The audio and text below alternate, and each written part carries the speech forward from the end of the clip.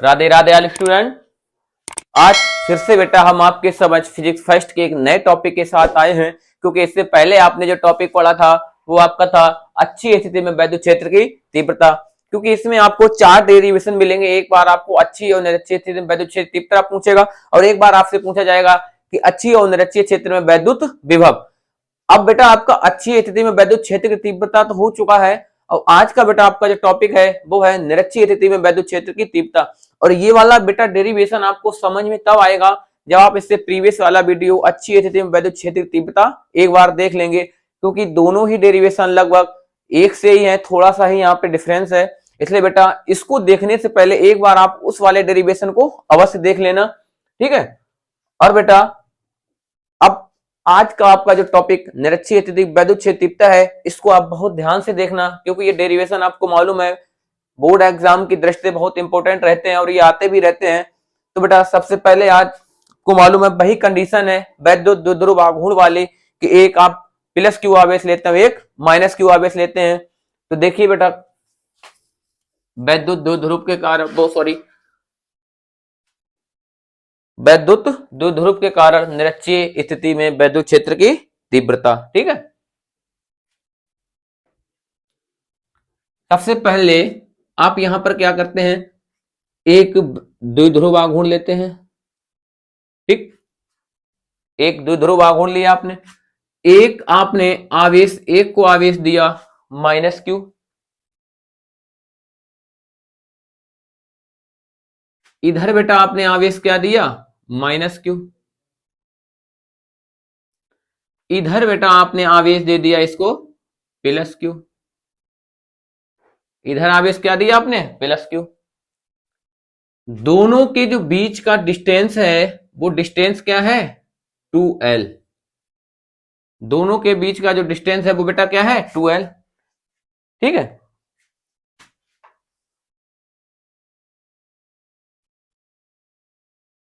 दोनों के बीच का डिस्टेंस 2l है यहां पे, ठीक।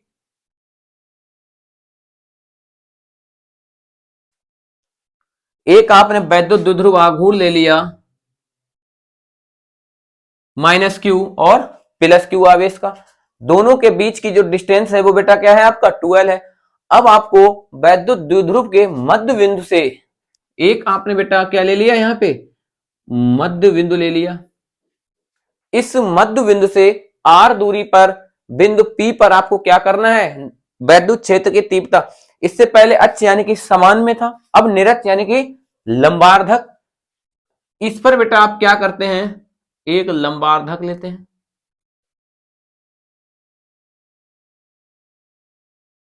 ठीक है।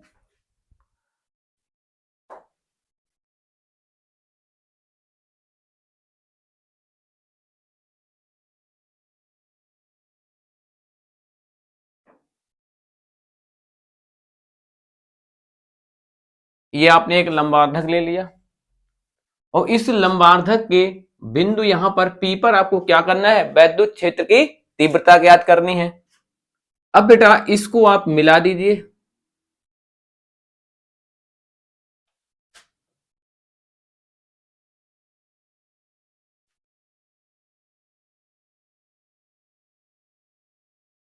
ठीक है। इसको बेटा इससे मिला दीजिए आप, और किस बिंदु पर, कितनी दूरी पर, r दूरी पर। दूरी आपने बेटा क्या ली है, r दूरी ली, ठीक। ये दूरी आपने क्या ली r। अब ये यहां पर आपने मध्य बिंदु लिया कोई आप, और ये मध्य बिंदु आपको भी मान लीजिए o मान लीजिए, कुछ भी, ठीक। सबसे पहले आपने एक वैद्युत द्विध्रुव लिया माइनस क्यू आवेश और एक प्लस क्यू आवेश, दोनों के बीच की जो डिस्टेंस है वो बेटा क्या है 2l। अब इस वैद्युत द्विध्रुव के मध्य बिंदु से r दूरी पर एक बिंदु आपने क्या ले लिया P, और इस बिंदु P पर आपको क्या निकालना है, वैद्युत क्षेत्र की तीव्रता निकालनी है, ठीक। अब इसमें आपको वैद्युत क्षेत्र की तीव्रता कैसे निकालनी है, क्योंकि आपने इससे पहले जो अच्छी स्थिति वाला डेरिवेशन पढ़ा था उसमें आपने देखा था प्लस क्यू आवेश के कारण जो वैद्युत क्षेत्र तीव्रता निकलती है वो बाहर की ओर, माइनस क्यू आवेश के कारण जो वैद्युत क्षेत्र तीव्रता निकलती है वो कहां निकलती है, अंदर की ओर। अब बेटा आप जब प्लस क्यू आवेश के कारण वैद्युत क्षेत्र तीव्रता निकालेंगे तो प्लस क्यू आवेश के कारण वैद्युत क्षेत्र तीव्रता किधर जाएगी, बाहर की ओर जाएगी, ठीक। किधर जाएगी, बाहर की ओर।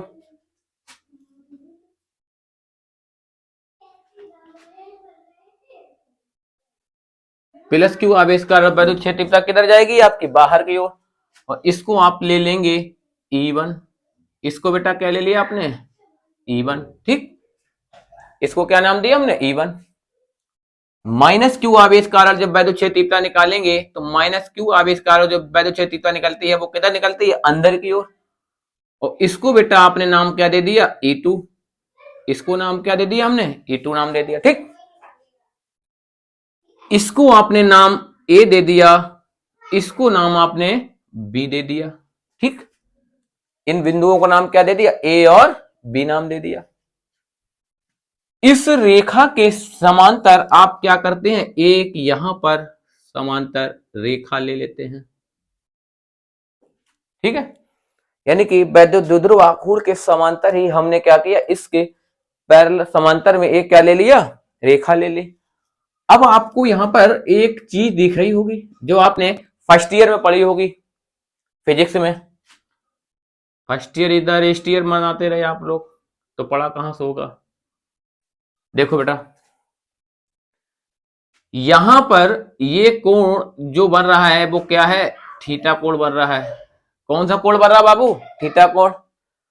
इसके कारण यहां पर जो ये संगत कोण है ये भी क्या बनेगा, इसका थीटा ही बनेगा। ये क्या बनेगा, थीटा। ये अगर थीटा है तो एक तिर्यक रेखा यानी एकांतर कोण से ये भी क्या बनेगा, थीटा। जब ये थीटा बनेगा तो ये भी बेटा क्या होगा, थीटा कोण होगा। ये भी क्या होगा आपका, थीटा, ठीक। अब आपको मालूम है कि टोटल दूरी तो आपकी 12 है। अब इस 12 दूरी को आपको मालूम, आपने मध्य बिंदु यानी दो भागों में डिवाइड कर दिया। अब जब आपने इसको दो भागों में डिवाइड किया है तो बेटा ये आपकी जो डिस्टेंस है ये L हो जाएगी, और इधर ये भी बेटा क्या हो जाएगी, आपकी L हो जाएगी, ठीक। दो भागों में डिवाइड हो गई आपकी।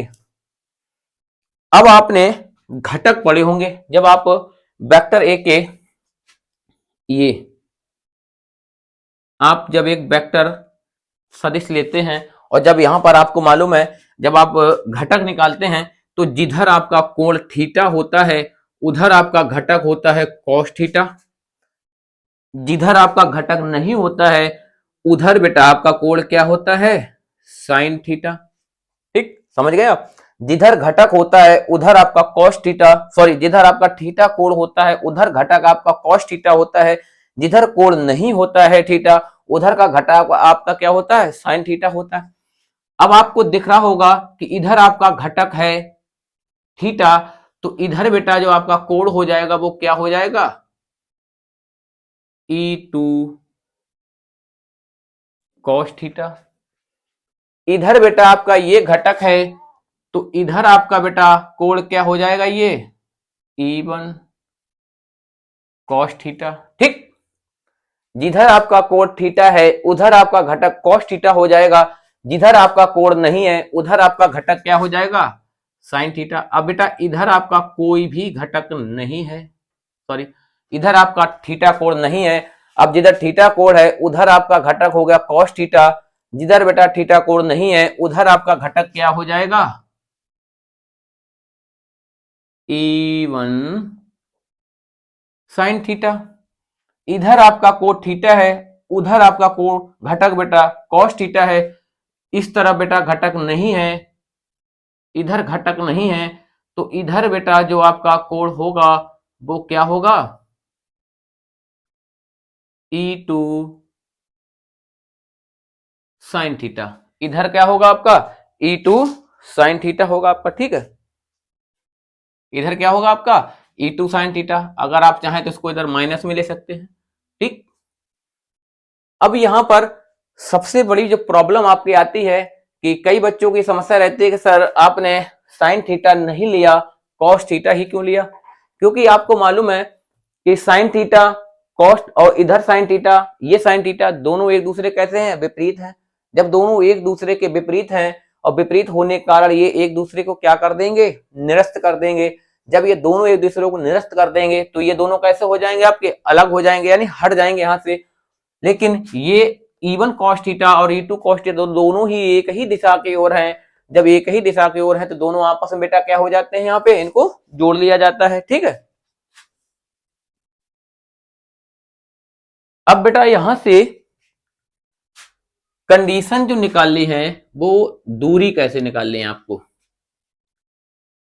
अब एक बार आप और देख लीजिए इसको कि आपने एक वैद्युत द्विध्रुवाघूर्ण -q और +q आवेश का लिया, दोनों एक दूसरे से 2l दूरी पर स्थित हैं। वैद्युत द्विध्रुवाघूर्ण के मध्य बिंदु से r दूरी पर बिंदु P पर आपको वैद्युत क्षेत्र की तीव्रता ज्ञात करनी है। एक बार +q आवेश का वैद्युत क्षेत्र की तीव्रता निकालेंगे तो आपको मालूम है कि +q आवेश का वैद्युत क्षेत्र हमेशा बाहर की ओर होती है, -q आवेश का वैद्युत क्षेत्र अंदर की ओर होती है। ठीक है, यहां तक क्लियर हो गया। इस वैद्युत द्विध्रुवाघूर्ण के समांतर एक आप रेखा ले लेते हैं, दोनों इधर थीटा कोण अगर बन रहा है तो संगत कोण से इधर भी थीटा कोण बनेगा। अगर ये कोण थीटा बनेगा तो आपको मालूम है ये त्रियक रेखा, आपको मालूम है दो समांतर रेखाओं को जब कोई त्रियक रेखा काटती है तो अगर ये थीटा होगा तो बाबू ये भी क्या होगा, थीटा। इसने ऐसे इसको काटा, अगर ये थीटा है तो त्रियक कोण से ये भी कोण थीटा हो जाएगा आपका। ठीक है, ये कोण थीटा है तो संगत कोण ये भी थीटा होगा। अब बेटा देखिए आप घटक की जब बात आती है तो आपको बताया है कि जिधर थीटा कोण होता है उधर घटक आपका कॉस थीटा होता है, जिधर आपका थीटा नहीं होता उधर घटक आपका साइन थीटा होता है। इधर घटक आपका इधर बेटा थीटा है तो इधर घटक आपका क्या हो जाएगा, कॉस थीटा। इधर कोण थीटा नहीं है तो इधर क्या हो जाएगा, साइन थीटा। सिंपल सी भाषा में आप ये समझ लीजिए कि जिधर आपका कोण होता है उधर कॉस थीटा होता है, उसके अपोजिट डायरेक्शन में क्या होता है आपका साइन थीटा होता घटक। ठीक, इधर आपका कोण है थीटा तो इधर घटक हो जाएगा क्या, E2 cos थीटा। इधर घटक नहीं है, इधर कोई भी कोण नहीं है आपका, जब इधर कोण नहीं है तो इधर घटक क्या हो जाएगा आपका, E2 sin थीटा हो जाएगा। ठीक, अब थ्योरी आप इसमें आपको मालूम है वही सेम है कि माना +q -q आवेश के दो वैद्युत द्विध्रुवाघूर्ण एक दूसरे से 2l दूरी पर रखे हुए हैं। वैद्युत द्विध्रुव के मध्य बिंदु से r दूरी पर बिंदु P पर वैद्युत क्षेत्र की तीव्रता ज्ञात करनी है। ठीक है, तो सबसे पहले जो आपको निकालना है वो यहां पर क्या ज्ञात करनी है, ये अब आपको यहां पर दिख रहा होगा कि बेटा ये L है आपकी, ये R है, ये R है, ये L है। और दूरी जब निकालते हैं +q आवेश के कारण जब आप बिंदु P पर वैद्युत क्षेत्र की तीव्रता को निकालेंगे तो वो बेटा आपकी दूरी क्या हो जाएगी, वो दूरी बेटा देखिए आपको ये दिख रहा होगा P, इसको आपने नाम कुछ भी दे दिया, यहाँ पे O नाम दे दिया, इसको नाम क्या दे दिया, O, P O B। अब बेटा आपको दिख रहा है कि यहां पर ये 90 अंश का कोण बन रहा है, ये कोण क्या बन रहा है, 90 अंश का। तो 90 अंश का कोण बन रहा है तो ये क्या हो जाएगा, कर्ण हो जाएगा। 90 अंश के सामने वाली भुजा क्या होती है, कर्ण होती है। और आपने एक सूत्र से पढ़ा होगा, कर्ण स्क्वायर बराबर आधार का स्क्वायर प्लस लंब का स्क्वायर। ठीक, आधार बाबू आपका L है, आधार क्या है, L है, यानी L का स्क्वायर प्लस लंब आपका R है, R का square equal to K square. कर्ण आपका है क्या, PB है, यानी इसकी जगह हम PB ले सकते हैं बाबू, इसकी जगह बेटा आप क्या लेंगे, PB स्क्वायर। जब PB आपको निकालना है तो ये अंडर रूट में आ जाएगी, ये घात इधर आधी हो जाएगी जाके, इसको इधर कर देते हैं R square plus L square, आगे दोनों ही प्लस में तो कोई भी आप किधर भी कर सकते हो। ठीक है, यानी कि ये आपका POB अगर आप इस पे लेते हैं तो आधार बेटा आपको दिख रहा है वो आपका L है, लंब आपका R है। ठीक है, लंब क्या है आपका R है। और जब आप यहां से कर्ण आपको ज्ञात करनी है तो आपको मालूम है 90 अंश के सामने एक भुजा कर्ण होती है, तो कर्ण का स्क्वायर बराबर आधार का स्क्वायर प्लस लंब स्क्वायर। कर्ण आपका दिया है क्या, P और B, PB का स्क्वायर इक्वल टू आधार आपका बेटा दिया है L, यानी L स्क्वायर, स्क्वायर है तो L स्क्वायर, लंब आपका दिया है R स्क्वायर। ठीक, जब आप PB निकालेंगे तो पीवी का बेटा जो मान आएगा आपका वो क्या आ जाएगा, ये आपका मान आएगा R square plus L square. ठीक, ये आपका मान आ गया निकल के। ठीक, यहां पर अभी जो कॉस थीटा आपको निकालना है, घटक जब लेंगे तो घटक के लिए जब कॉस थीटा निकालना है तो बेटा क्यों ना कॉस थीटा भी अभी यहीं पे ज्ञात कर लिया जाए। कॉस थीटा बराबर हमारा होता है आधार बटे कर्ण। क्या होता है, आधार बटे कर्ण। आधार आपका बेटा क्या है, एल है। कर्ण आपका क्या है, under root R square plus L square. ये आपका क्या हो गया, कॉस थीटा हो गया। तो अब बेटा देखिए, सबसे पहले हम क्या करेंगे, प्लस क्यू आवेश के कारण वैद्युत क्षेत्रीय तीव्रता निकालेंगे। प्लस क्यू आवेश के कारण बिंदु पी पर आपको वैद्युत क्षेत्रीय तीव्रता निकालनी है। ठीक है,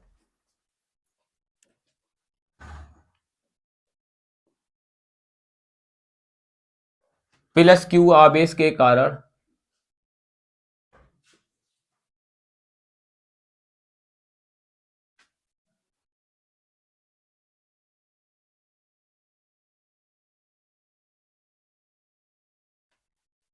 बिंदु पी पर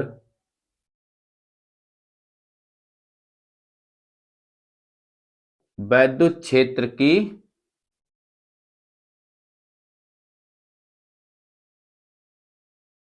तीव्रता। ठीक है,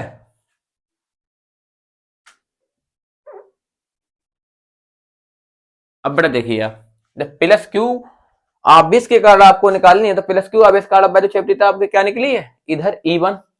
ठीक है, क्या है आपकी E1। E1 इजकल टू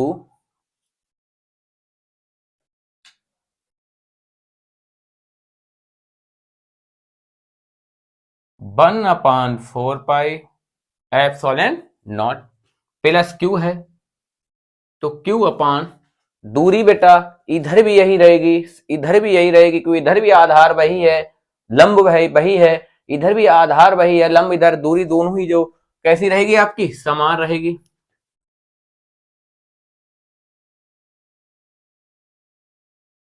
आपका होता है क्यू अपान आर स्क्वायर, इसको ये केवल आर का मान है, और यहां पे बेटा होता है क्या आपका, देखिए यहां पर आपका होता है बेटा R square plus L square का होल स्क्वायर।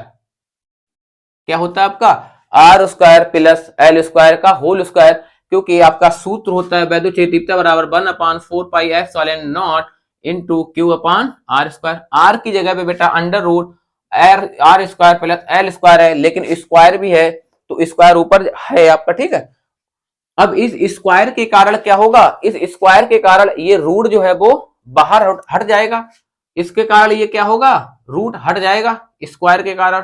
तो आपका केवल मान कितना आ जाएगा बेटा,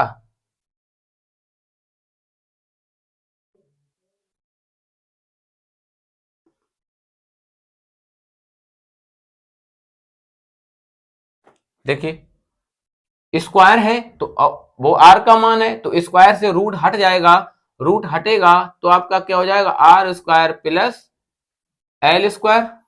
क्या हो जाएगा, R square plus L square.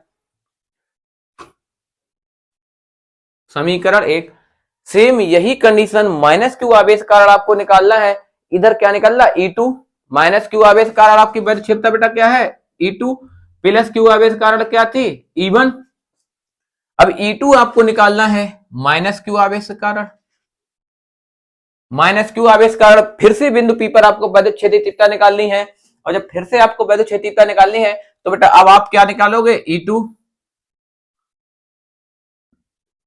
वही same condition 1/4 pi epsilon not, और बेटा क्यू अपान फिर से आर का मान वही रहेगा आपका R square plus L square.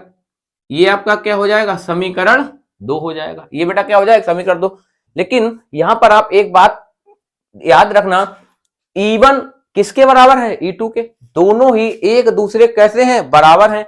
जब दोनों ही एक दूसरे के बराबर हैं, यानी कि E1 बराबर किसके है बेटा, E2 के है।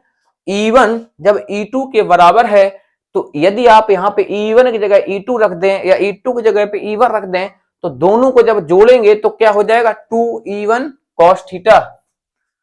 यानी कि आप बेटा जब परिणामी तीव्रता निकालेंगे, क्या निकालना आपको, परिणामी तीव्रता। परिणामी तीव्रता आपकी हो जाएगी E बराबर E1 cos theta plus E2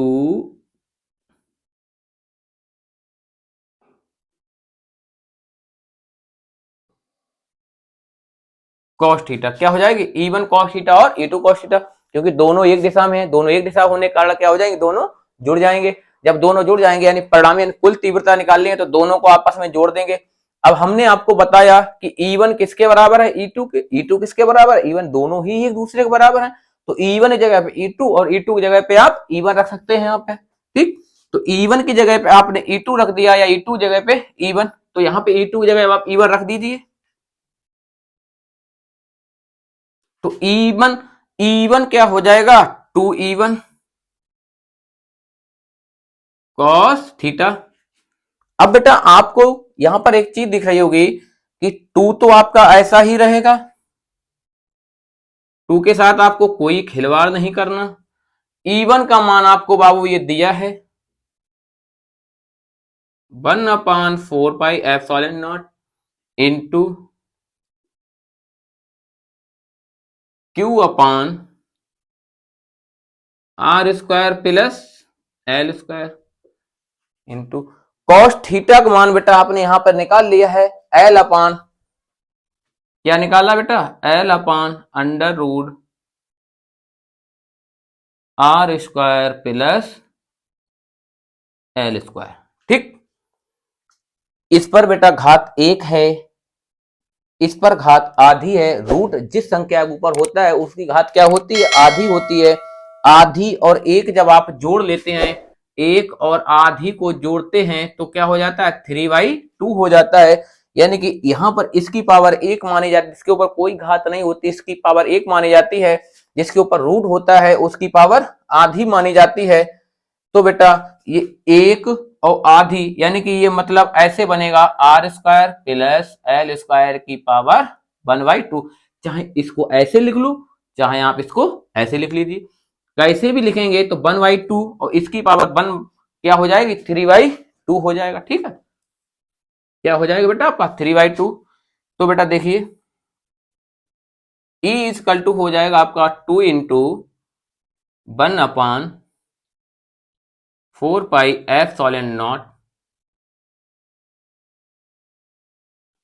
Q कर ले रहे, Q इंटू L इंटू, अब ये बेटा पावर क्या हो जाएगी, एक मिनट, यहां पर बेटा ये क्या, 2 इंटू Q/4πε0 इंटू L/, और ये क्या हो जाएगा आपका टोटल R² प्लस L² का होल, वो सॉरी 3/2, घाते जुड़ जाएंगे तो क्या हो जाएगा, ये 3/2 हो जाएगा। एक घात इसकी आधी घात इसकी दोनों जोड़ लेंगे तो 3/2 हो जाएगी। अब आपने एक सूत्र वैद्युत द्विध्रुव में पढ़ा होगा, P बराबर Q इंटू 2L, तो Q इंटू के 2L है, ठीक। Q आपका ये है, Q यहां पर ये है 2L, 2 गुणे L, 2 इंटू L दोनों ही है, तो इसकी जगह आप क्या लिख सकते हैं,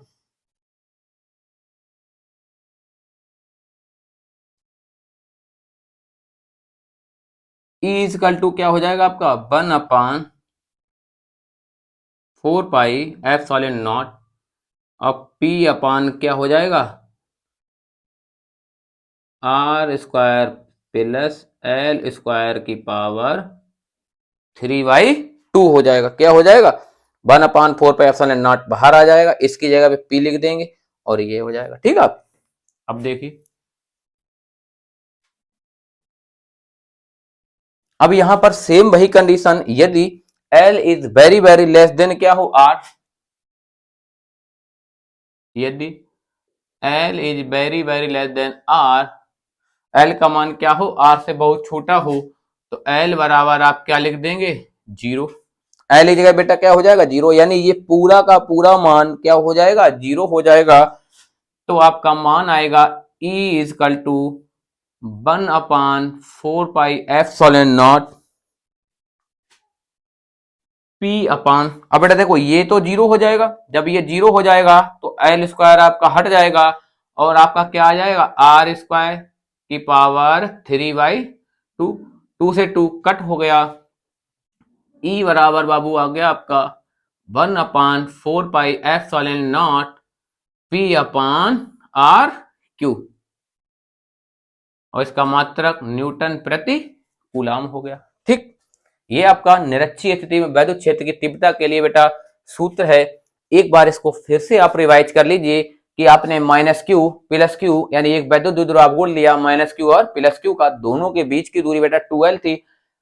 वैद्युत द्विध्रुव के मध्य बिंदु से आर दूरी पर बिंदु पी पर वैद्युत क्षेत्र की तीव्रता आपको ज्ञात करनी है। एक बार प्लस क्यू आवेशकार वैद्युत क्षेत्र तीव्रता आपने इधर निकाली E1, एक बार माइनस क्यू आवेशकार वैद्युत क्षेत्र अंदर की ओर। ठीक, इसके समांतर वैद्युत, इसके समांतर एक घटक लिया, ये थीटा, तो ये भी संगत कोण से थीटा हो जाएगा, ये संगत कोण से थीटा है तो ये एकांतर कोण से बेटा थीटा हो जाएगा, ये थीटा हो जाएगा तो ये भी बेटा थीटा हो जाएगा आपका। ठीक, उसके बाद आपको यहाँ पे मालूम है घटक जब लेंगे जिधर थीटा कोण होगा उधर घटक आपका कॉस थीटा होगा, जिधर थीटा कोण नहीं होगा उधर आपका घटक साइन थीटा होगा, जिधर घटक थीटा होगा उधर घटक कॉस थीटा, इधर घटक नहीं है तो इधर आपका क्या हो जाएगा बेटा, साइन थीटा। ये दोनों एक दूसरे के अपोजिट हैं, विपरीत हैं, विपरीत होने के कारण ये दोनों एक दूसरे को क्या कर देंगे, निरस्त कर देंगे। आपके ये एक दिशा में ये दोनों जुड़ जाएंगे। ठीक, जब इसको मध्य बिंदु ले लिया तो इधर भी एल हो गया, इधर भी एल हो गया, यानी ये आधार दिया है, ये लंब दिया है, तो कर्ण हम निकाल लेंगे, कर्ण निकाल लिया आपने। ठीक, कॉस थीटा, यानी जब हम कॉस थीटा लेंगे तो कॉस थीटा का मान पहले ही यहाँ निकाल ले रहे हैं, कॉस थीटा बराबर होता है लंब, सॉरी, आधार बटे कर्ण, आधार बटे कर्ण हो गया। यहां पर आपको मालूम है E1 और E2 एक दूसरे कैसे हैं, बराबर हैं, E1 की जगह E2, E2 जगह पे आप E1 ले सकते हैं।